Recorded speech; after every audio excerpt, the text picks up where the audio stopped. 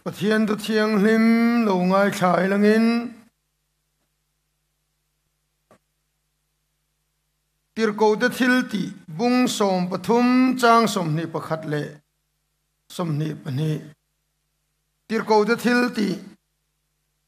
bung som pathum chang som ni pakhat le som ni pania tin chumi nuwa chuan lalan di la ti chuan Pathian in sola kisafa Benjamin chiami kha an hnaihna pe a kum som ni chunga tan tin ani chu ason bo nu khan an lalatan Davida siam ta a Pathian in chu mi thu chu hriatirin Davida Jesaiah fa ka thinlung ang pumi ka chharta ani chuan ka du zong ang apiang atia Philippi khuami tanhena triko pola le ka thon bung ni changa tang hian chang ria thlengin lo ngai thak chun zom zeri langin heril ru Krista Isua po ombokha nangma nia omro se ani zongin Pathian anga oma Pathian tluka omchu thil thak hlel lei theya ruat lova mi hring te anga lo piangin boy anga in siama ama le ama ain titlom ta zoka tin mi hring anga lo omin ain ngai tloma thikhop hian a thu zomin alo umta a khosa thi na nge chu atho thiang ni matharin lalpan malmin som sakro se amen trong tryang o olalpa voin chuna hian imi theih o min hriatirla kaberam te chuan ka o an hrethin iti kha iberam te hian I o ani le ni lo tehi an hrem ema mi hringa tanga chuak nge nia in ne na tanga chuak ti te po hi hriat thiam na an nei vekani chowangin keimin thukru la I o min hriat tirang che isu nun nem lo trongang che isoi kup moi om lo kan ne na in puan hi kan tan dam na ni lungai te beiseiin nei lo te ril ru ha ngai tuana chol lo wak vel te po nangin chol na min siam sakla kan tan him na kulpui lo niang che I thu min riat fiat tirla thuril in thup te po min hai hon sakang che lali suwa Krista mingin kan dil che amen levo in chuna kan thu sir ho tur chu ka thinlung ang pumi ka charta ti khani don ani tirko ta thil ti khan kan mu a Pathian in Davida chungchang ti hian soya Israel lal turin sola nol nu khan Davida thanga chumi chungchang thu chu ti hian soya ka thinlung ang pumi ka charta avahan ro pui om em Pathian thinlung ang han putchu enge Pathian thinlung ang Davida chona lo put chung chu zir howila tin kan ron thang chua kani point rang in kan ron da pakhat na pani na te kan ti don ni mithiam ta ti danin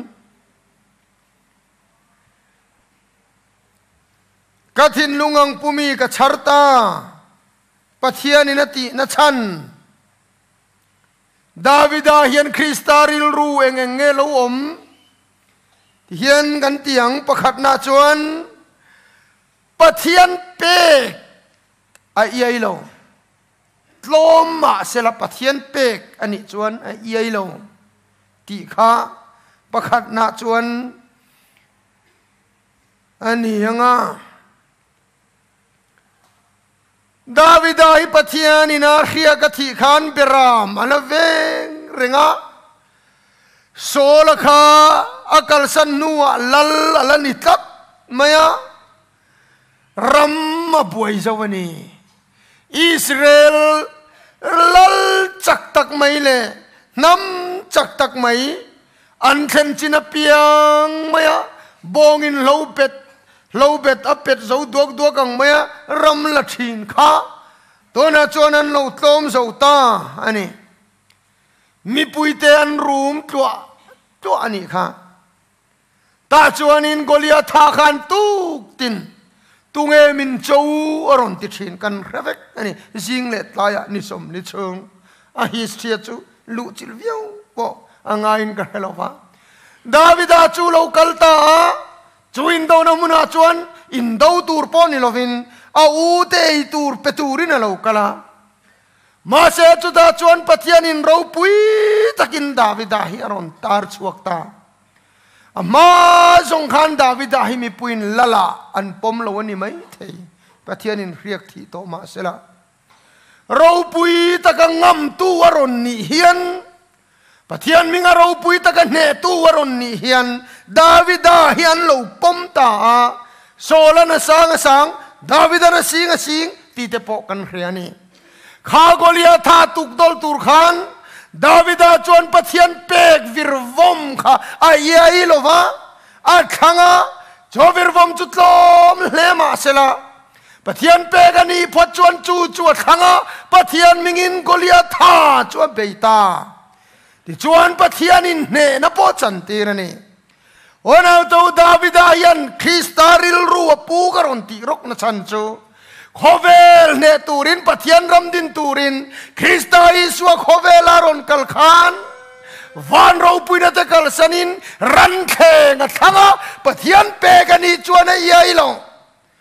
cross kong chulal panazo tira chu cross kong tlom tak chu thang ta zela tlom na in ram chu din ta chia loa ain siam ta ni ona to Pathian ram chu hei hiani lalpa ina pek ang piang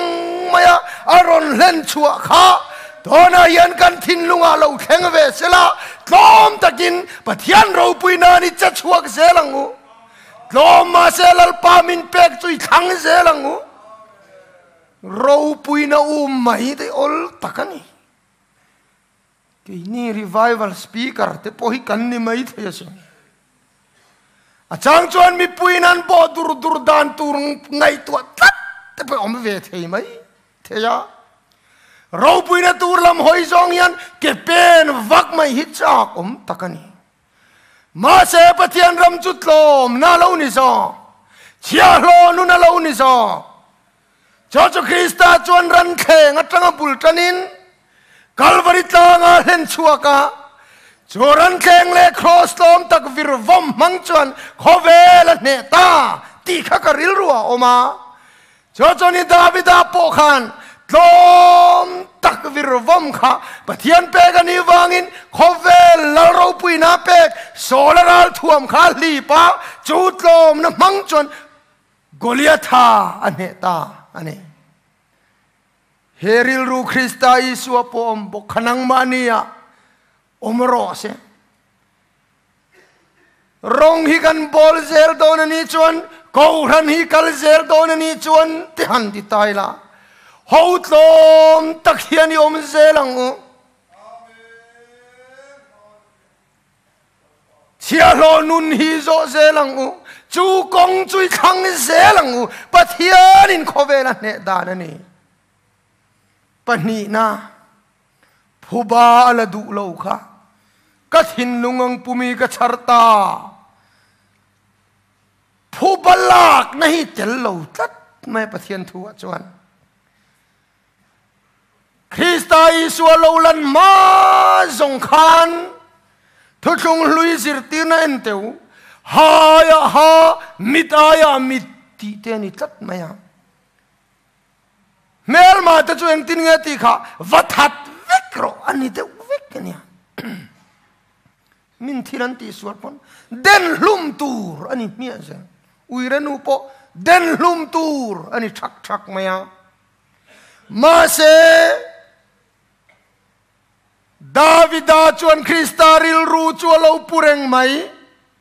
phubala khun lai thuthung lui hun lai khani sia enga tinge Davida yan phubareng alak du lo ti te karil ruwa an lo om chuani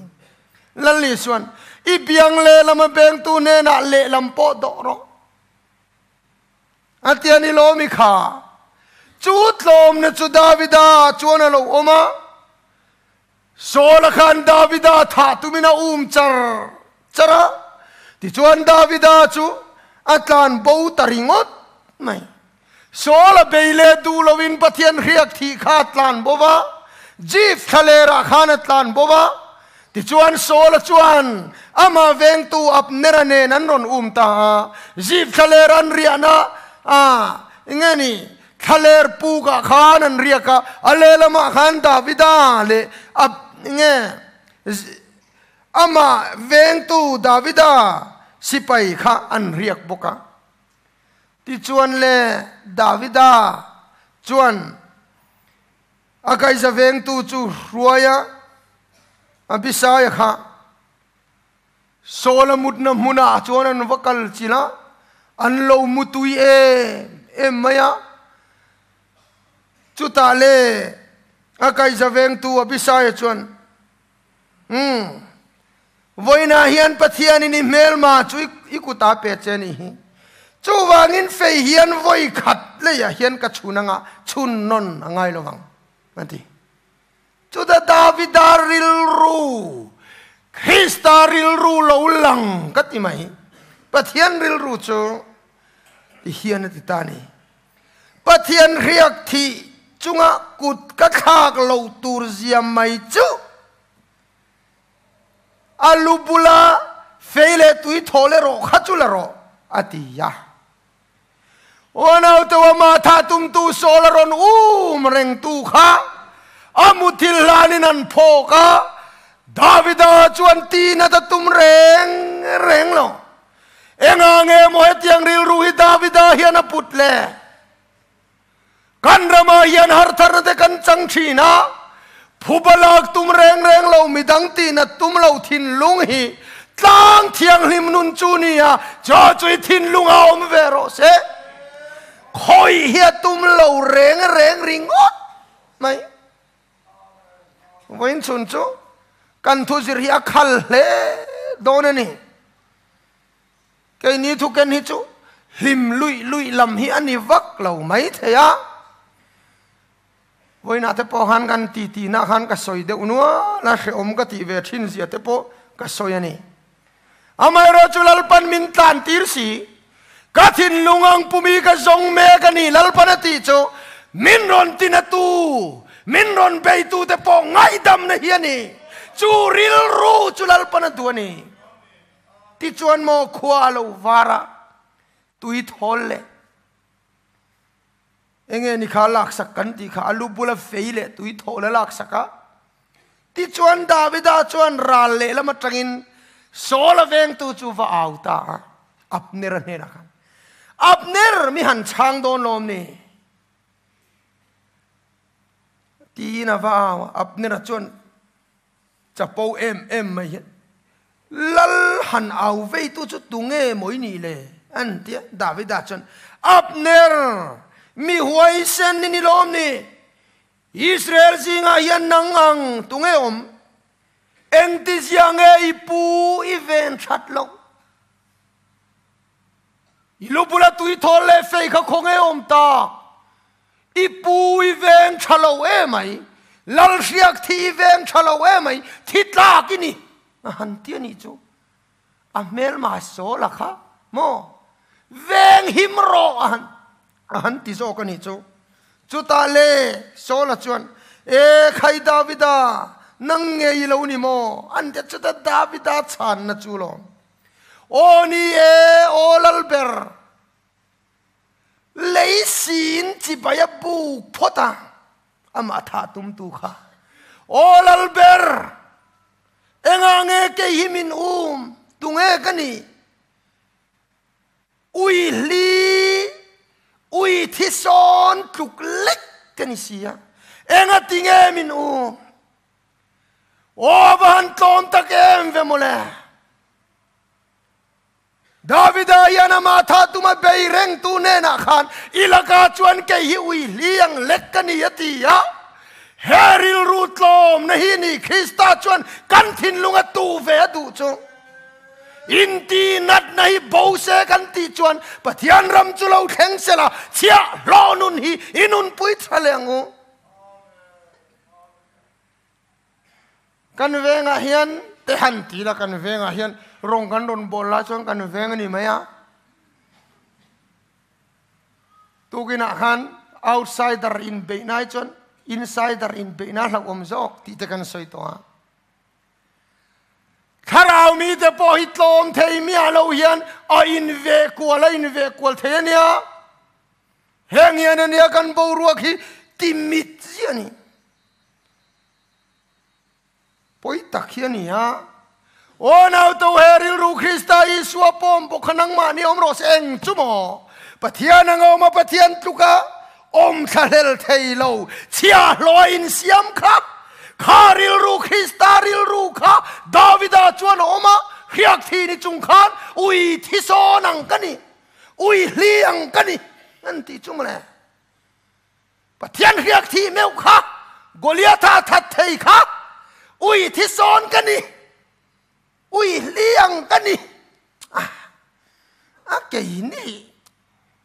Davida po ui thi son ani chuan ui hliang ani chuan ti tak tak ang kay ni chue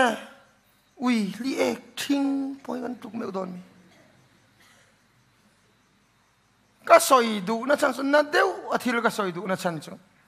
thiam thu soi reng hian kan buaya tu na po kem chong li kan an ne ya ro pui te lul ne kharau mi te hironin hek su ka ngai khapei lo soi roin ti ka soi don lo o nào tu thun nuôi ron na lo theng ro se cây chu chia lo ka ni ui thi son ka ni chu lom lal panangai thak chak thin chu kharil ru khalal pa chona duani Davida po hian churil ru chu puwa amati chiat tu ma be tu la ka khan cây hi nge min ui thi so nang le ui liang lek kania sin o chu tiang tlom na ang chu nia tlang thiang hlim mati hi mi te ti na tum to mia lo na mel ma ten ta hian mun poi mo changaro se chu lo ka thinlung ang pumi ka charta a dot le a chuan mo a mel matha ladam zon chua du ta mel matha kal zel mal som atum ta a ro pui maya Davida ka lal thut thenga thua ti chuan lal thut thenga han thuta kha kala ka sual ho phuba kan la tiang ti thei din huna an din te lul ne eng tin nge ti kha so la tha la dam an omem thil ka soi kar thak the apoi lo tura ngayang so la tha la dam an omem ron shuai te utia ti chuan an han zonga Mephibosetha ala dam so la tupa Mephibosetha ala dam ron huai ro atia mal ka som don ani Pathian khongai na ka chunga lo thleng hi alaka lantir ve ka duani ati tat maya Mephibosetha chu Davida beivak tu sola tupa khania ti chuan an ron huai ta Davida chuan Mephibosetha ini em alotia oni e kapu ichi alohi atia ani chuan ipu sola wangkhan mal ka som don chenia lausu helalina yan lal ruai ikil ve thin toang ipu sola ro zong ka pekir le ve kang che ona tu Davida chuan miswal khat chong kal zel ama beitu alaga hel sola thakal zel mala soma ro chan nei na siama lal thu thenga lal ruai kil turin huai luta chu chu Kristaril ruani na chu lal palaga kan hela Pathian kan tan bo sana Pathian hel san tu mel ma thakal zel kha lal pa chuan min zong chua ka vana ro lua min siama van ruai kil turin min kowani kharil ru khani Davidaril ru cho chowagin Krista iswa lo lang tur him tha misual ten lal ruayan kil theina turatana mel mathas zon chuan na alo thokhi Kristaril ru avahan nite lule tin ka soikan kati rok soikan lutuk lo pon yang point dangin kan timayanga ama do tu sola kha thita alom omo mange sola thi chuan a chan chumo sola thi to te chuan lalani to mayanga amaro pui do ne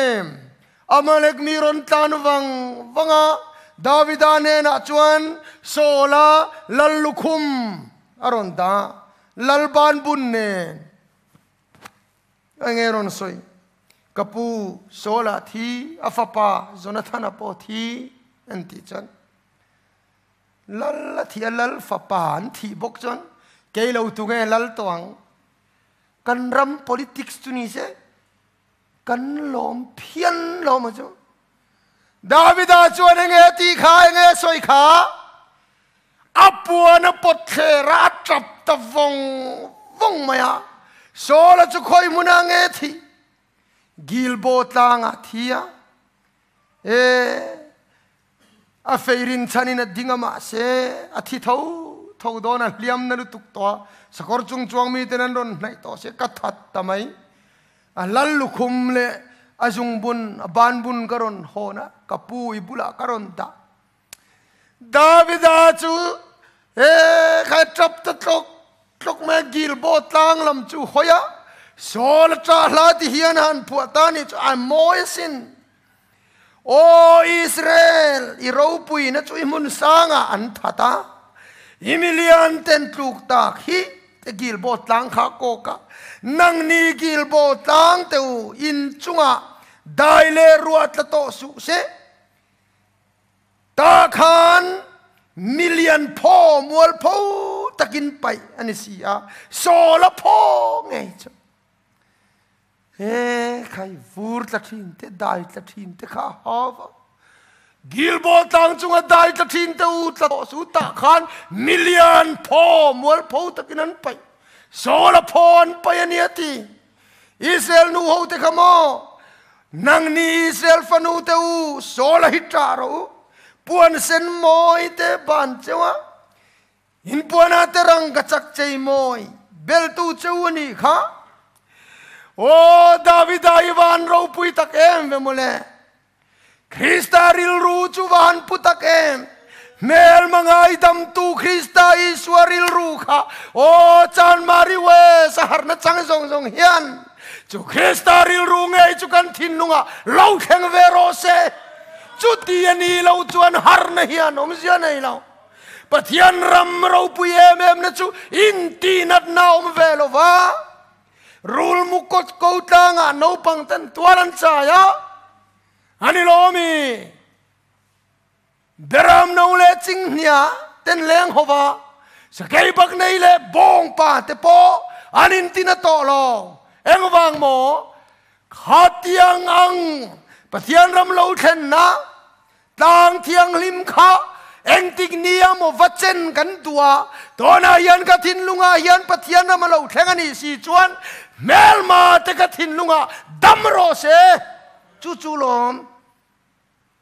ka thin lungang pumi ka charta ti chu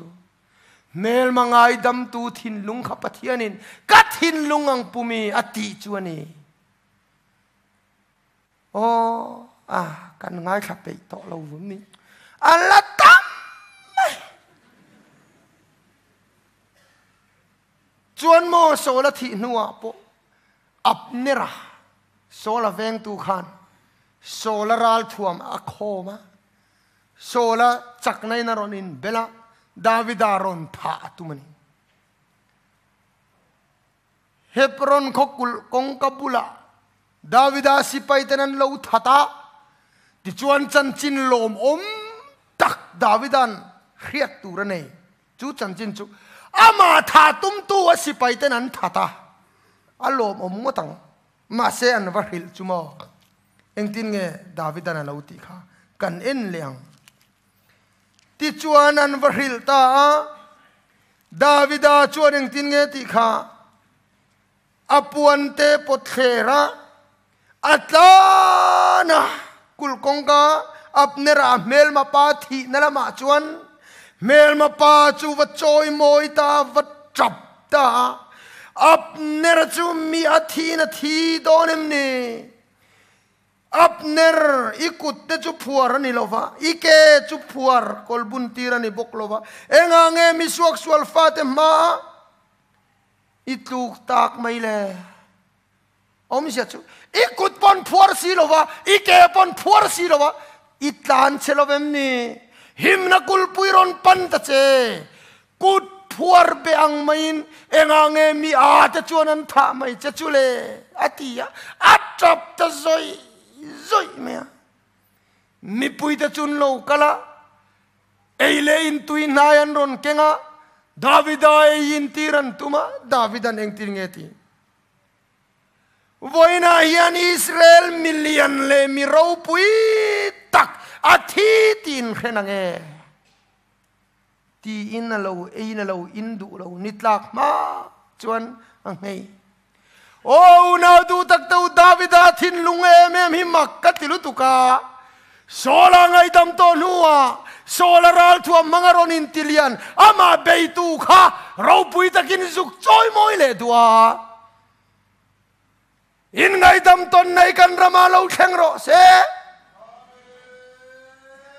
mel ma te ngai dam nai lo thleng ro se johar na chu ni chung lamina mu chak chu ni eng poni sela ka reilu tu kang ti ka hlau dewa le kathin lungang pumi ka charta dangle point dangle chu afa pasual thi aya thingam toy te in ka soi to don Davidan fa pasual ne Absaloma asuala si atan bo te ya aron honga helna chok chuaka marlam si paitam taka khoma apa Davidaron chouta ti chuanin do na lo thenta paron beita vakmaya apa chu biruta lal thu thenga ron tha atumaniang chu lal thu thenga ron na lo ruak vek mai si athin rim chuan apa nu pui zong chun lon amut pui ta ni chu rap thak takani apa nu pui po mut pui khe lo le ti mual pho tu apa tha tum tu kha apa biruk na lama chuan ron tlan zela ma se Pathian in remati talawani ang cho sa suwa thing zaro na ne lo ding khong fur mai khan Absalom sam sei buswo so mai sakor chunga chuang kha alo bata tang ta thinga chuan sakor tlan tlang ta aman le rap phato silova chuti lai tak chuan Davida sipai tenan thata an chian lo khaman paya cho tho chun va hilta ni chu Davida chun hilta afapa Absalom thi thu riat chuan mo enge Davida na soi afapa sual ama dautu tan khan alo thingam khop mai hi lo nia o ka fapa Absalom ithi ai han thi thei la o ati vong mai onau to Kristaril ro lalpan ka thinlungang pumi ka charta ati zinga chuan fapatlan bowi suana soya apa lakatragin atlan bova anay zong koralin nuwa matola adu to kapa bosan nuwa apa chuan lo ngai tamin sebong atal thu kan mu kan lu ka bung som panga choril ru chu David apo chuan lo oma afa pasual ma do tu tan a thinga ma ona tu kai ni fa pasual Pathian laka hel kan ni a ma selal pa chuan kan ai min thi sakani lo me jo fa pasual tanan nun hlan phal David daril ru Krista zia lo lang kan muleta he ril ru Krista iswa pom bokha nang mani omro se Pathian ril ru chu kan thinlunga tuin om vero se to pera chuan mo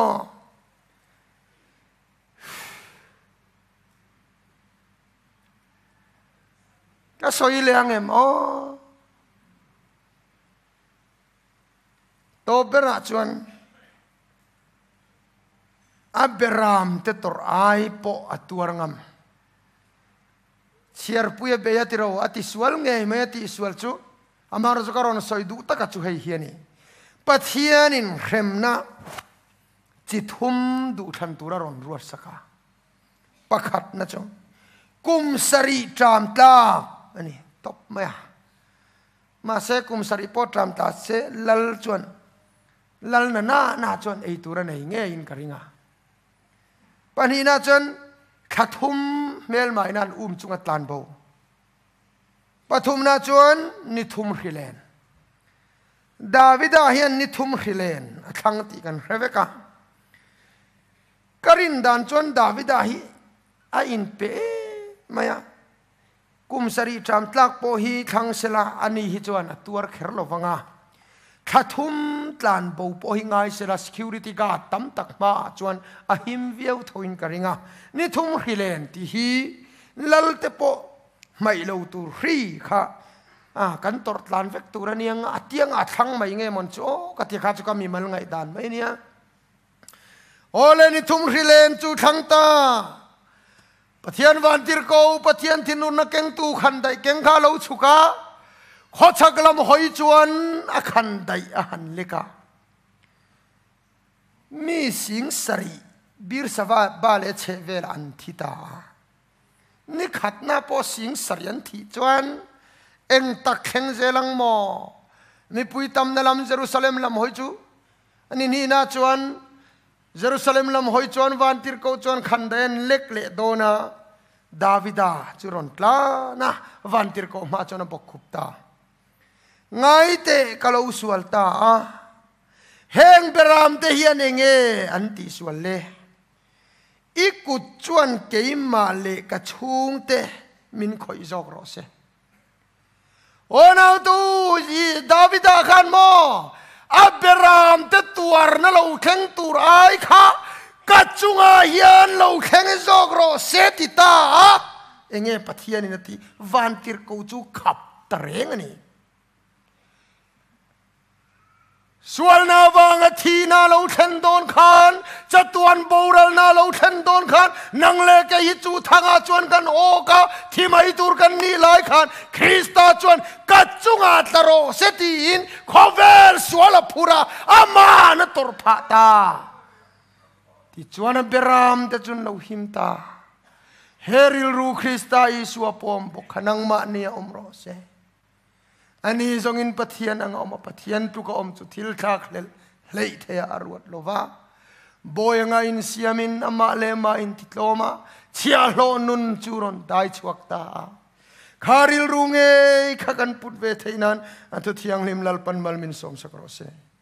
amen.